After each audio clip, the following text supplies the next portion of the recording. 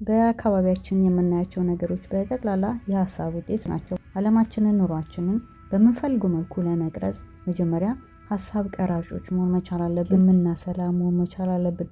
ሀሳባችንን ለመቅረጽ ግን መጀመሪያ የፍላጎታችንን አሰራር፣ አደረጃጀት መረዳት መቻል አለብን። ዛሬ በዚህ ቪዲዮ አጠር አድርገን የፍላጎታችንን አሰራርና እንዴት ሀሳብ መቅረጽ እንደምንችል እናያለን። እንኳን ደህና መጣችሁ። እስከ መጨረሻው ድረስ አብረን እንቆይ። በስነ አእምሮ ጥናት ዘርፍ ውስጥ ሃይራርኪ ኦፍ ሂውማን ኒድስ የሚባል ነገር አለ። የሰው ልጆች ፍላጎት አደረጃጀት። የመጀመሪያው እታች ያለው ሰርቫይቫል ነው፣ የዳቦ ጥያቄ። አየር፣ ምግብ፣ መጠለያ እንፈልጋለን። እሱ ሲሟላልን የሚቀጥለው ሴፍቲ ኤንድ ሴኩሪቲ ነው። ደህንነትና አስተማማኝ የሆነ ነገን መገንባት። በልቶ ማደር ብቻ ሳይሆን ጠግቦ ለመኖር መፈለግ። ስለ ጤንነታችን፣ ስለ ሰላማችን፣ ስለ ስራ፣ ንብረት ማፍራት፣ መደራጀት፣ መቋቋም እንፈልጋለን። ምክንያቱም ፍላጎቶቻችን እንደተሟሉልን እንዲቀጥሉ ቋሚ የሆነ ኑሮ እንፈልጋለን። እሱ ሲሟላልን ደግሞ የሚቀጥለው ቢሎንጊንግ የሆነ የኔ የሚለን አካል እንፈልጋለን። ፍቅር፣ ጓደኝነት፣ ቤተሰብ የመሳሰለው ነገር። ከዛ የሰው ልጅ ከበላ ከጠጣ የሚኖርበት ካለውና ይወድኛል ብሎ የሚያስባቸው ሰዎች ካሉት የሚቀጥለው ስቴም ይሉታል። መከበርና መደነቅን መፈለግ። ማህበረሰብ ውስጥ ቦታ ያለን ሰው መሆንን እንፈልጋለን። የመጨረሻው ምንድነው? ሰልፍ አክቹዋላይዜሽን ይሉታል፣ ወይም አውተንቲክ ሰልፍ የሚባለው እውነተኛው ማንነት እንደማለት ነው። ከምንም ተጽዕኖ ውጪ በሙሉ ብቃትና በነፃነት ውስጣዊ ማንነትን መኖር መቻል። የፈጠራ ዓለም እሱ ነው። የሀሳብ ዓለም እሱ ነው።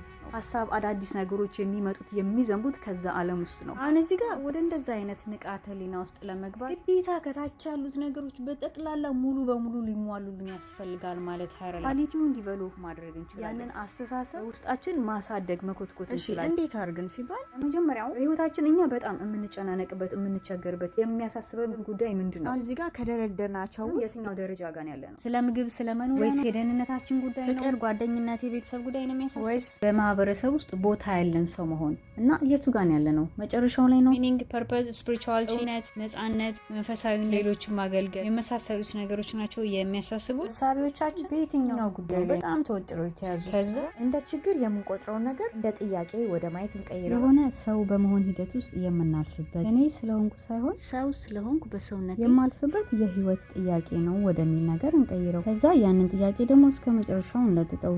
የዛ ጥያቄ የሆነብን ነገር መሰረታዊ ተፈጥሮ ምንድን ነው?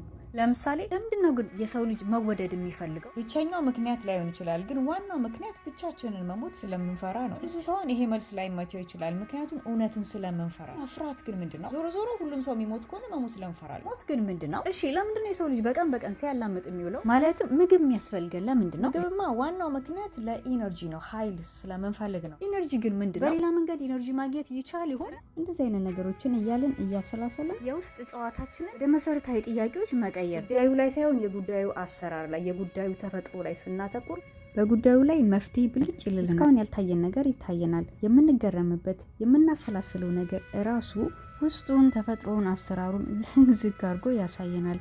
አሁን ለምሳሌ ኤርፕሌን የፈጠሩት ሰዎች መብረር የሚባለው ነገር አልፈጠሩትም። በቃ ይሄ ርቀትና ክብደት የሚባለው ነገር እንደ ችግር ሳይሆን እንደ ፈተና፣ እንደ ጥያቄ ትክ ብለው ልብ ብለው ሲያዩት የእንቅስቃሴ ህግና ተፈጥሮ ተገለጠላቸው። እና እነሱ መሬት ቁጭ ብለው እነ ንስርን ምናምን እያዩ ስማ መብረር ነበር ትንሽ እንከብዳለን እንጂ ምናምን ሲሉ አይገኙ። እንዴት ነው ይሄ ነገር ምናምን እያሉ ነው የመረመሩት። እና ምንድነው የተገለጠላቸው? መብረር መቅለል እንደማይጠይቅ አስተሳሰቡ ቁሳዊ የሆነ ማቴሪያሊስቲክ ቪው ያለው ሰው ግን እነሱ ክንፋላቸው እኔ የለኝም፣ እነሱ ቀላል ናቸው፣ እኔ በዳሎ ብሎ ነው የሚደመድመው። በቃ ጨለምተኛና ሰበበኛ ማለት ነው። ፓወር ኦፍ ኢማጂኔሽን የምናብ ኃይል ግን ፖሲቢሊቲ ነው የሚያየው፣ እንደሚቻል ነው የሚያየው። ራይት ብራዘርስ የሚሏቸው ሁለት አሜሪካንስ ወንድማማቾች ናቸው።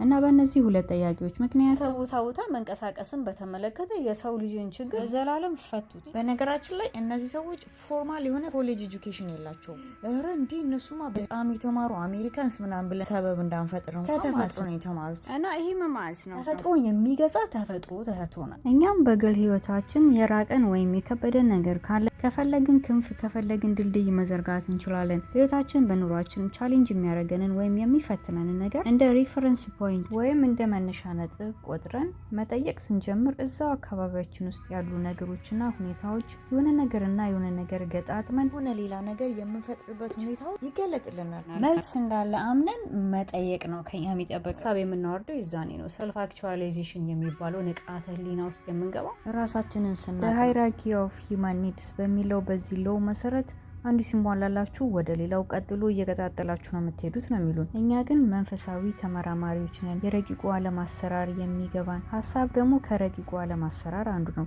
ስለዚህ እኛ ከታች ወደ ላይ ወይ ከውጪ ወደ ውስጥ ሳይሆን ከውስጥ ወደ ውጪ ነው የምንወጣው።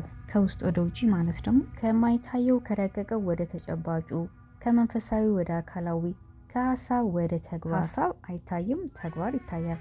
ስለዚህ የረቂቁን አሰራር እየተረዳን ስንሄድ ውስጣችንን ማዳመጥ ስንጀምር መልስ የሌለው ጥያቄ የለም። ማጉረምረምና ማማረር ሳይሆን መመራመር ስንለማመድ አዳዲስ ሀሳብ እናወርዳለን፣ አዳዲስ መንገዶችን እናያለን፣ አዳዲስ ነገሮችን እንፈጥራለን። ስለዚህ ሀሳብ መቅረጽ መቻል፣ ሀሳብ ያለው ሰው መሆን ወደሚለው ነገር ስንመለስ ግዴታ ጂሰስ ወይም ሶክራትስ መሆን አይጠበቅብንም። እነዚህ የነቁ የበቁ የሚባሉ በሰው ልጅ ታሪክ ውስጥ ትልልቅ ነገር ያደረጉ የሰው ልጅን ዴስቲኒ የቀረጹ ሰዎች የሚያመሳስላቸው አንድና አንድ ነገር ቢኖር በግርግር የማይደናበሩ በመንፈስ የሚመሩ ናቸው። እነዚህ ነገሮች ደግሞ እኛም በተፈጥሮ የተሰጠን ልናዳብረው የምንችለው በውስጣችን ያለ ጸጋ ነው። በዚህ ጸጋችን ውስጥ ንቃታችን እየዳበረ እንዲሄድና መንፈሳዊ ስልጣን፣ መንፈሳዊ ኃይላችንን፣ የአእምሮ ብቃታችንን መጠቀም እንድንችል የሚረዱን የተለያዩ ስነ አእምሯዊ፣ ስነ ልቡናዊ ስልጠናዎች አሉ።